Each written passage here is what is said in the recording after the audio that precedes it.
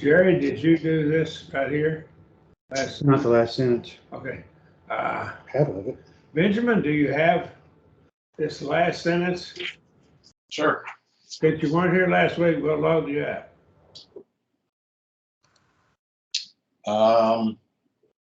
Jesus ele hati hatheos pentata altu alkue ala dia ton oklon epen hosta altus pistusai hati theos apestake alton. Jesus knew that God always hears him, but on account of the crowd, he spoke so that they believed that God had sent him.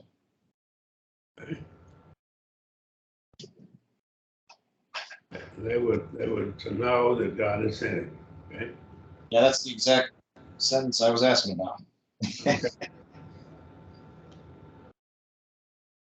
So Jesus was knowing that God was always, at all times,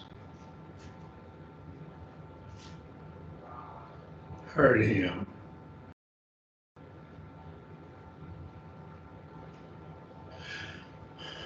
But on account of the crowd. Well, this is just looking back at the past. And I don't see anything that would imply that God ceased to know him at some time in the past. But he's stressing that God knew him at that time. And he's not necessarily saying he didn't know him after that, but it's just that he was knowing him at that time. Now, if he's wanting to stress that he still knew him, he would have probably used perfect. That's your point, I think. So if this is right out of Scripture, I'm not sure it's actually out of a verse of Scripture. It is. I looked it up. It's perfect as well. Okay. Okay, so. What is the scripture? I think it was John 10, if I recall. It was a week and a half ago, though, so I might be wrong on that. Okay. Well, I'll tell you what. Let me contemplate on that. I don't see that it's saying it's not denying that that God knew him at later on, but or that God heard him later on, but because of the crowd. He said so that they might believe that God sent him. So it's looking at something that happened in the past. And I think it's the purpose of that was that they would know that God had sent him. And he had already given other evidence of it later. So probably it's just looking at that evidence in that context that God had sent him. And so we'll probably need to pick up in that context the additional evidence that God had sent Jesus and God heard him. Yeah, I wondered if it wasn't some rule that we hadn't discussed around perfect or something. Yeah. But I'm satisfied that it has a meaning. I believe every verb and noun and every single word in the Bible it's there for a purpose. Right. It's John 11:42, by the way. 11:42. Okay. All right. Okay. Any other comments there? Bobby, you got anything to say? Okay. Okay. Allah here is a contrast. And so these two things are in different categories. What he just said here, from here down to Allah, is contrasted, and they're in separate categories. It's like good and evil, they're in different categories. And like north and south would be in different categories, east and west. So it's men and women, for example, would be in different categories. You talk about gender. So these are different categories of things. And so that may have something to do with it as well. Okay. All right. Let's see. Jerry? Can you take that first verse for us? Part B? Okay, we've already done part A, haven't we? Yes, sir. Yeah, that was the last part of part A. Okay. Okay, text B. Mhm. So that, the first one on text B. Okay. Kago uk edain aton. And I put, and I knew him not, but I think it's more accurately, and I was not knowing him. I was not knowing him. Up to that time, I was not knowing him. Okay. Questions?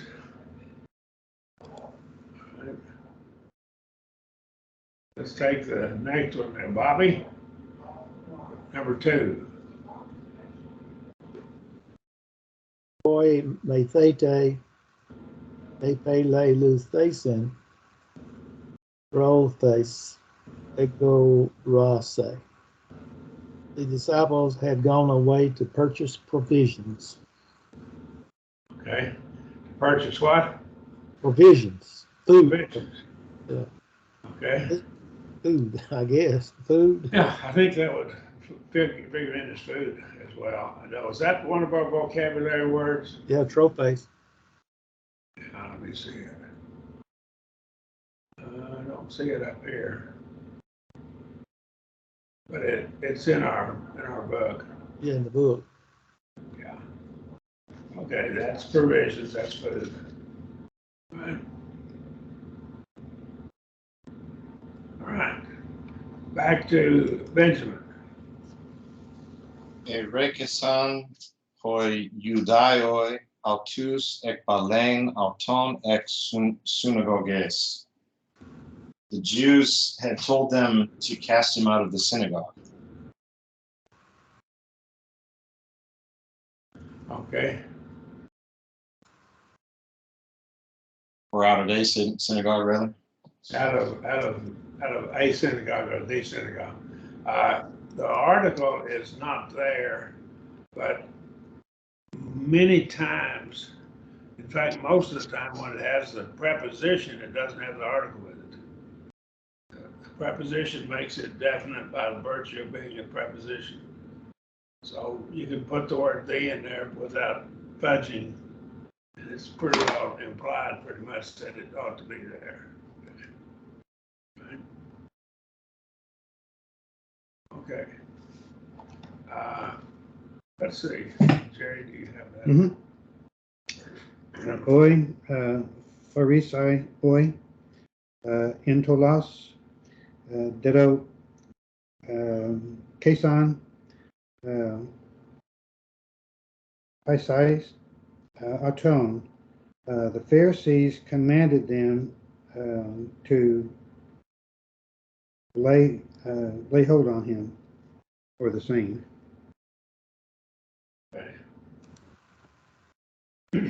Pharisees commanded.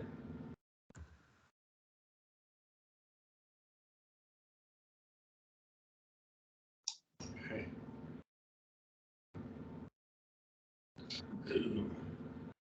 Okay. I think that's pretty good. Number 5, Bobby. Okay, Krinka, Gar Ho Paulus, Lara Pelusa, Tang E Theson. Paul had judged to sail past Ephesus. Okay. Sail past Ephesus. Okay. That might be from the book of Acts. I'm not sure. Okay. All right. I didn't check. Okay. Number 6. Bobby. Benjamin. Epignosan hoti optasian eorakan ento nao. I know that they have seen visions in the temple. Okay. So I know that they have seen visions. in the temple. Oh, It's probably not from scripture, but number 7. back to me. Scotia gar, ade, egegon a, kai, upo, no, upo. Is that a rough or That's smooth reading. smooth? Upo, la luthe, pros, atone, ho, Iesu. For it was now dark, and Jesus was not yet come near them, or come to them. Okay. Jerry has vision problems, in case you're wondering, and so he was asking me about rough or smooth breathing there. Okay. Did he? You don't want to add anything for? It was not yet dark. It did not become dark. Okay.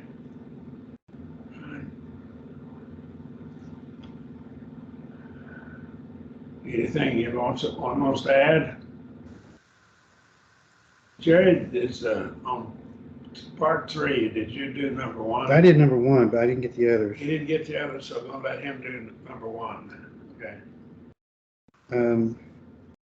His hour was not yet come, and I put upo, la, duthe, hey, ora, ato, tu. Yeah, it's the same as the scripture at the title of the lesson, actually. Same as what now? It's the scripture, John 7:30, that's at the beginning of the lesson 25. Looks like it's an exact match. Okay.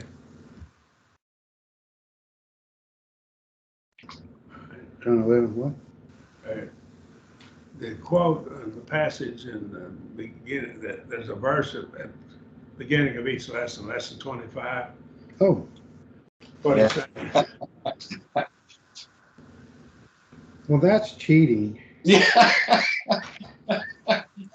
Just FYI. I had to look them up. But I'm glad you went through the effort.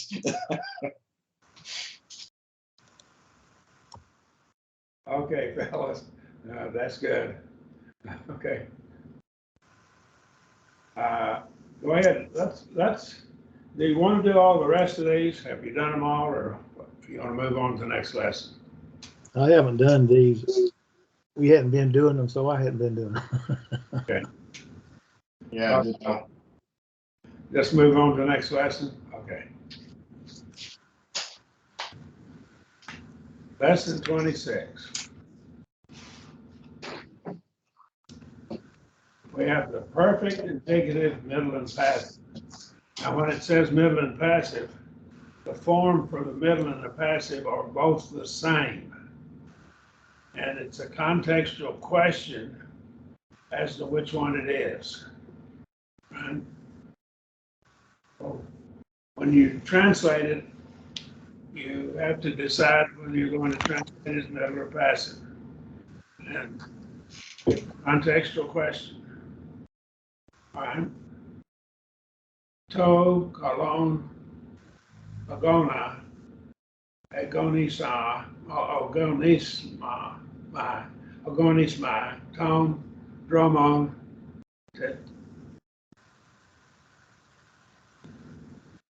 tetelica, tane piston, tetraika. Okay. So tone, kolon is good, it's from kalos, accusative form of kalos. It is good because it has all of its parts there. Agathos would be good morally versus evil. But this is good in the sense that you can say an apple is good, it's not rotten. Or you can say he pitched a perfect game, he pitched a good game as a baseball pitcher, he pitched a shutout or something like that. It was a good game. And it's not morally evil, the game wasn't. So it's not a moral matter, it has all of its parts in the right proportions. So I have agonized, agonizo. So I have agonized, I have fought the good fight. Right? I put for myself because that's the one that's, I think, middle. And so I fought the good fight. Now, this is, of course, middle passive. It's perfect tense. So we have here is that's middle passive. And it has to be middle because it sounds like it's active. I fought for myself the good fight. I finished drum on, and so this is like the race course. Hippodrome is a racehorse course in the Greek language, and the Roman called them the hippodromes. Picked it up from Greek. And I finished Teleka. That was perfect, so that's not one of them. That's perfect. The faith I have kept, and Tete Raka, that is, I have guarded something that I possess. So it's guarding something you already possess, and in possession of. I've kept the faith, guarded it. And that's from 2 Timothy 4:16. Any questions? All right. The middle passive perfect tense is the fifth principal part. Now, what we have is we have different forms and to form the declensions. And so the fifth principal part will be in lesson 29. We'll get to that. We're about, we're on 26. We're about 3 lessons away from it. We'll get there probably before Thanksgiving. And so that's the fifth principal part of the Greek verb is the perfect middle, for which both the perfect middle and passive are built. Now, here's one of the things you want to remember. The authorities in Greek authorities tell us that the middle voice came first and the passive voice came later. So this is the perfect middle for which both the middle and the passive are built. So apparently the passive flowed out of the middle. Right? The perfect here means the same as the active voice. Right? So what he's saying is it functions like the active voice. If it's in the middle, if it's a middle voice, it'll be like the active. So if you had been doing something and you still are, so you were doing it in the past and you still are. I don't think it totally is exactly like the middle, but it's functioning. It should be translated pretty much like the middle. That's the best we can do in English. And the main characteristic of perfect middle and passive formation is the primary middle and passive endings. They're the same as the present endings. So when we look at our endings, we're going to see they're the same as the present. Now we do have the reduplication. The pluperfect middle and passive are made in the same way as the secondary, the same as imperfect endings. So let's take luo. We take luo, and your basic stem is lu. Let me get my mouse down to it. There's your basic stem. And so the omega becomes mi, and the lambda epsilon is your reduplication. Is that pretty straightforward?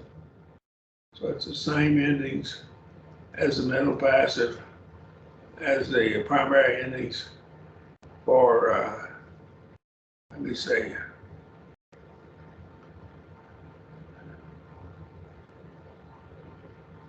It has this, the main character is primary, middle, and passive endings. It's the same as the present tense. That's your middle passive endings.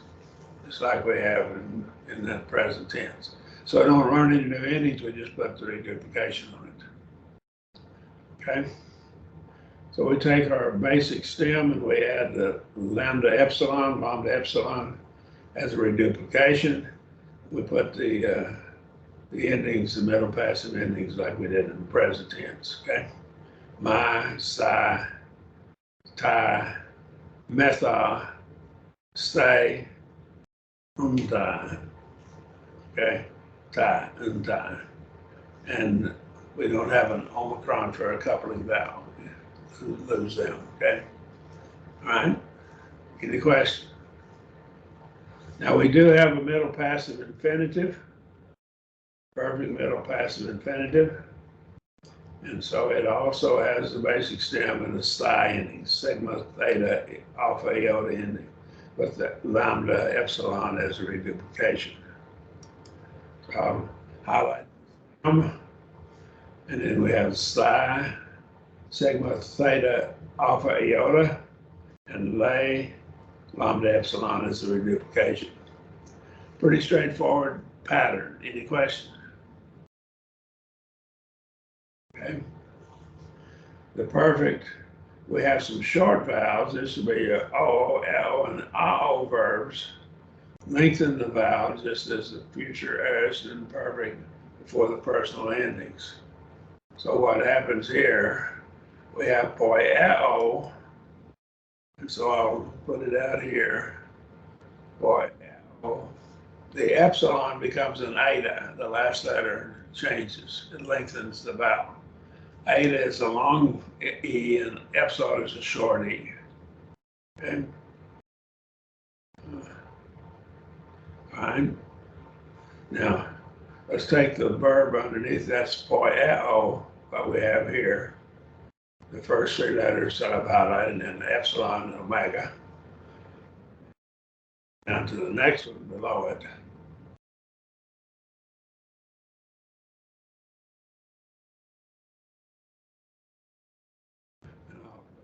There, phane rho. Fine. And so it lengthens the omega drops off, phane rho, and the omicron lengthens to an omega and becomes omi. Right? And so what happens, I'll type it in up here.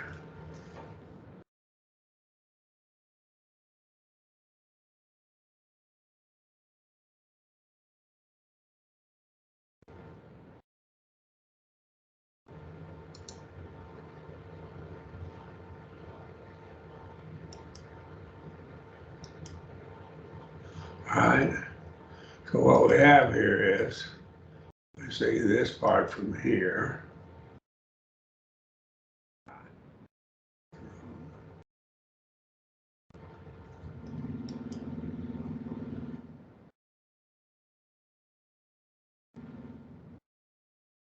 First 5 letters are the same. And then what happens is our omicron over here lengthens, becomes an omega.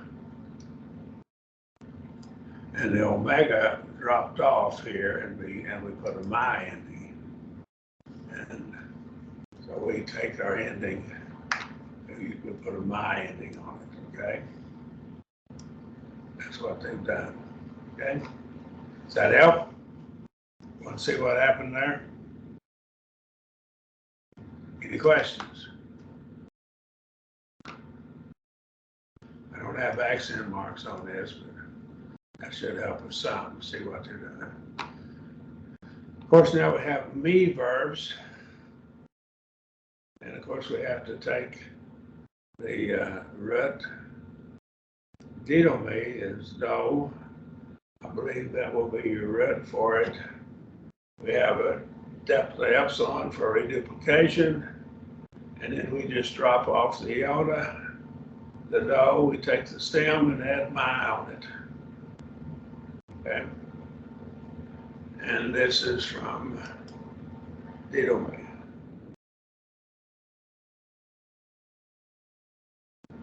What did I do? Right on the wrong line. Got it on the wrong line? Okay. Let me just get rid of it. Let me put it. Well, I don't know.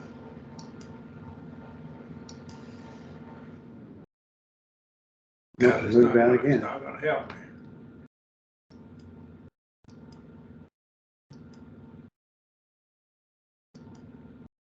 All right. Delta epsilon DID, delta epsilon delta, omega mu iota, didomi.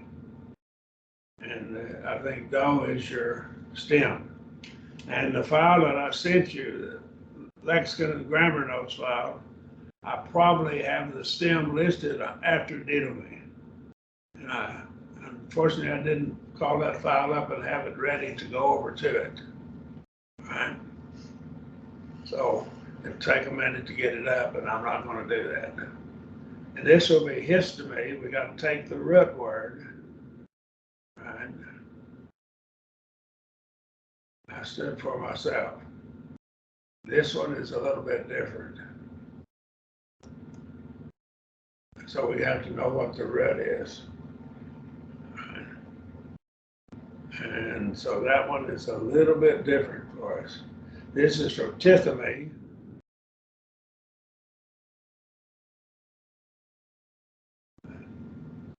I think that's probably your root right there from tithamy. Again, I should have had that file up so we could go over and see them. Okay. Any questions there?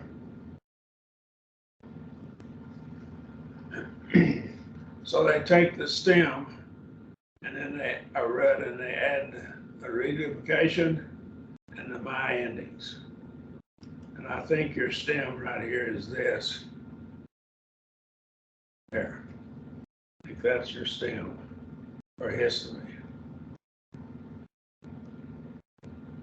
Okay. All right. Are there questions? Now, what does the middle mean? The subject is doing something to himself for his own benefit or in his own behalf somehow.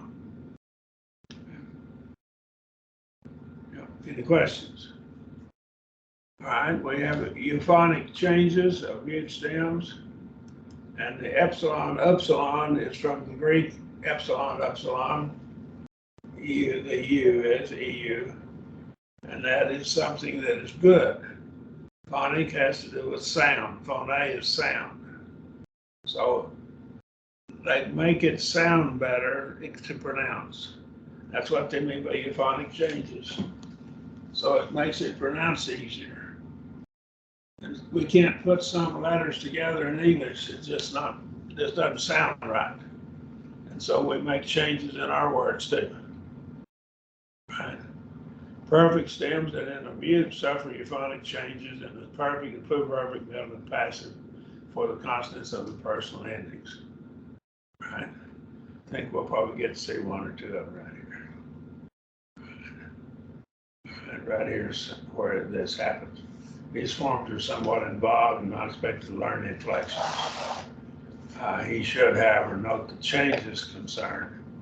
Fortunately, the forms are rather easily recognized. So the labial, that's on your lips, palatals on the back of your throat, dental is on your teeth. That's how I remember it. Dental is teeth. Well, there's an error there too. On labial, the kappa should be a pi. Kappa should be a pi. Yeah, on labial. Is that what everyone has in the book? No, the book says kappa.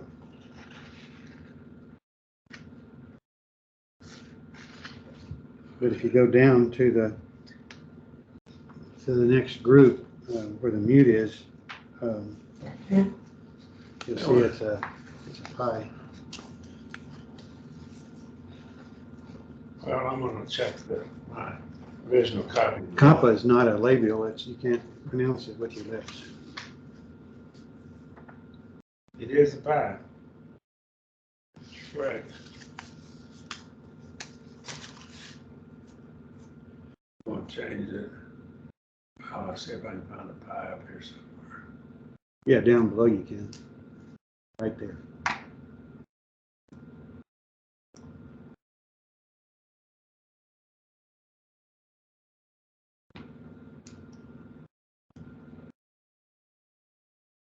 There it is, that's fixed. Beta, pi beta phi, pi beta phi becomes, before a mu, becomes a mu. And so let's go back up and see where that would come in.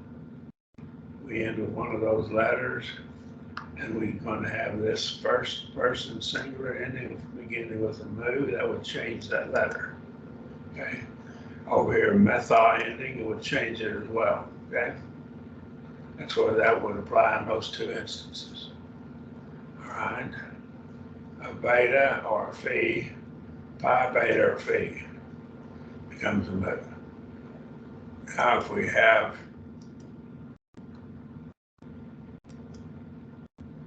okay.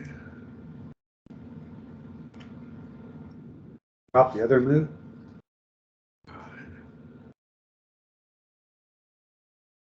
Or a mu. I'm going to have to back this over, but that's better. All right. Palatal kappa gamma key becomes a gamma. Okay. Before the letter mu. Well, those become a gamma. That would be under those two instances. The dental tau delta theta becomes a sigma. All right. For a dental, another dental becomes a sigma. Okay. Any question?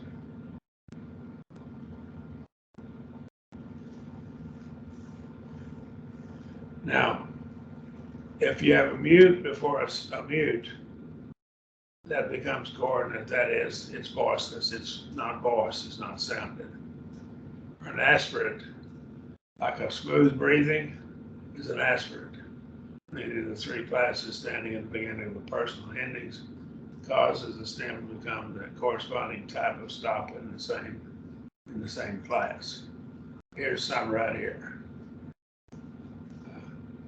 Pi becomes it's voiced, and so this is the rules. A pi with a beta, and it becomes a beta tau. Again, these rules, we're not going to be worried about them too much, okay? These are the rules that are followed. So if you get it in something, you're kind of wondering what happened, this would probably be, we need to go look at it.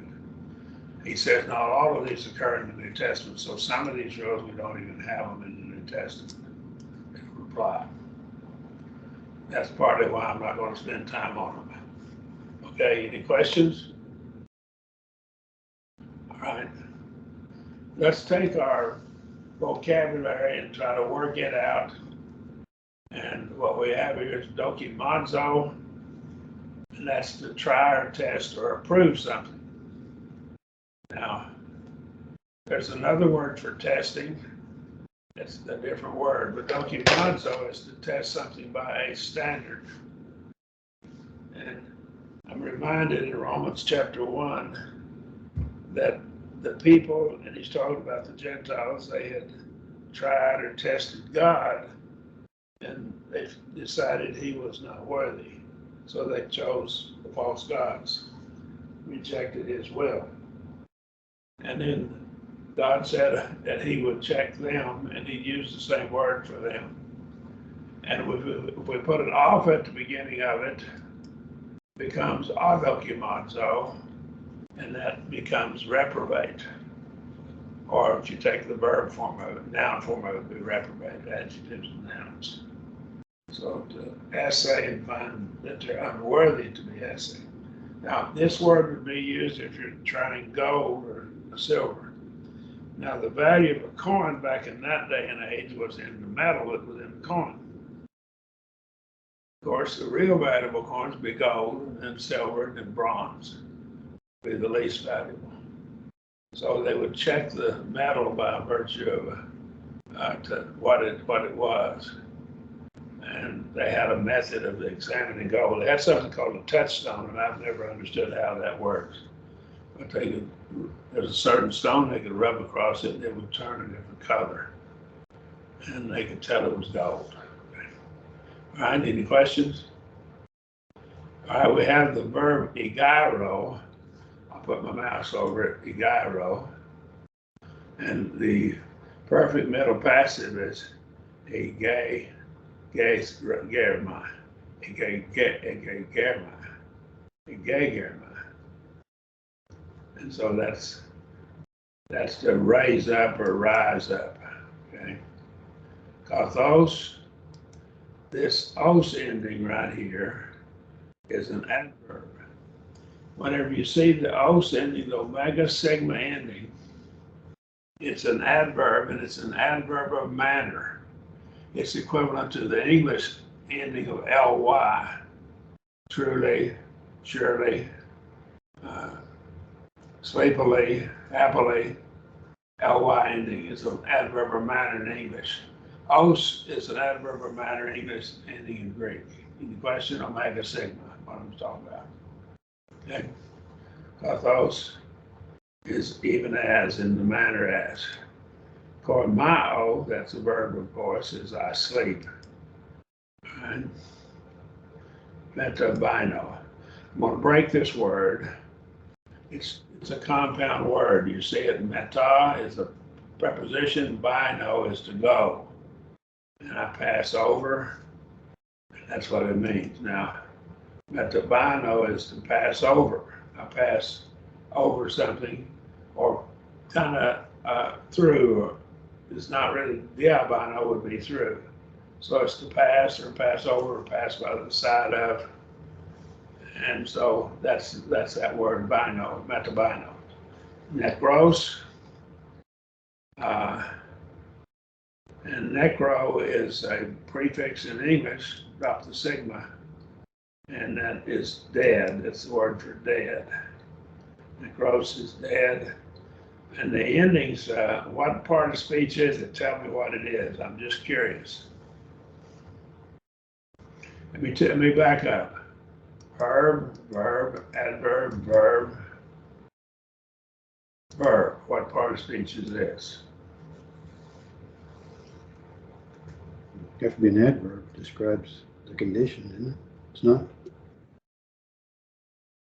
Anybody got an idea? Noun. It's an adjective.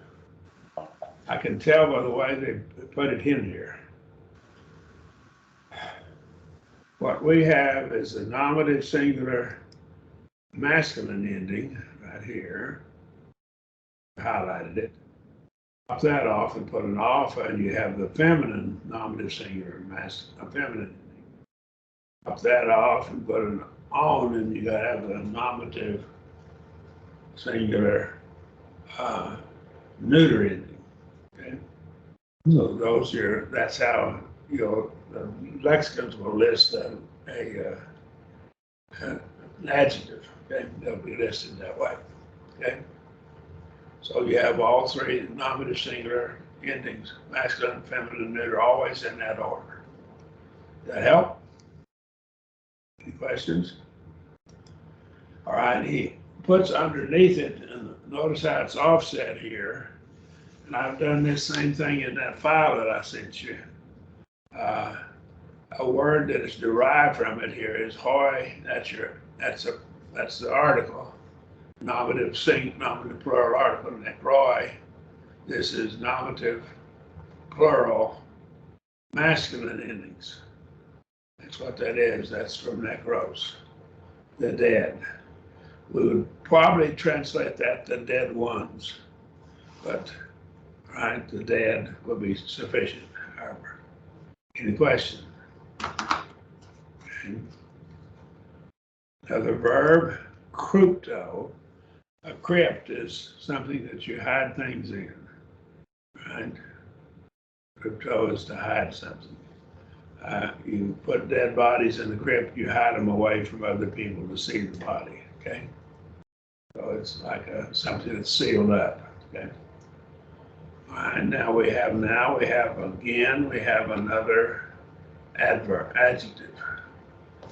Homoios, homoia, homoion.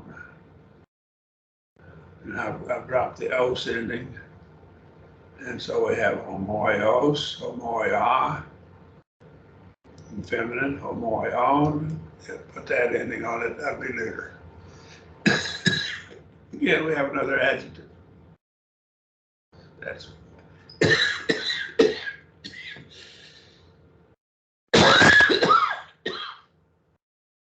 word homo, the prefix homo. I'm sorry. I was sick over the weekend. I didn't have it on your sinus drains. I'm starting to have it again. Hold on. Get a little water. That'll help. Okay. Homo is a English prefix derived from Greek. It means like. So we have like. These things are like. Ute. Brother, Okay. how would you use it as an adjective? Adjective. Isn't that what like is? There an adjective?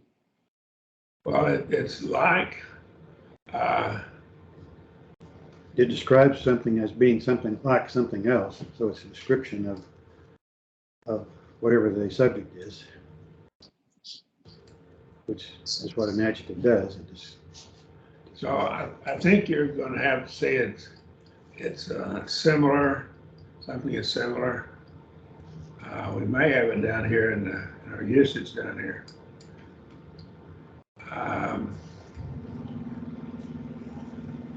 Like they're like mind, and so it's used in that way.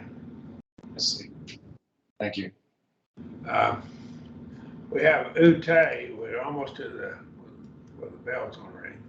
Ute, and that's a little different than uday, and so it links things that are in the same category, but they're not necessarily equal. So ute. And so when you have the two of them in there, it'll be the first will be neither and the second will be nor. Now, I would encourage you to read the file that I sent you, grammar notes and lexicon and grammar notes, and look up ute because I got a bunch of discussion on it. Okay. Chorizo is I separate. Right? And this is perfect middle of patho. Patho is to be I persuade. And of course, we got the augment, the first two letters. And then we have a pipe, and this will be, these four letters here will be. Ending will be in the middle, okay? and you'll make it drops off. Right. I have been persuaded.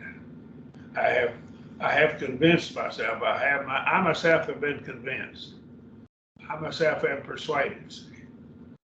Any question?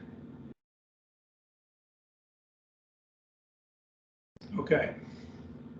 That should do us right there.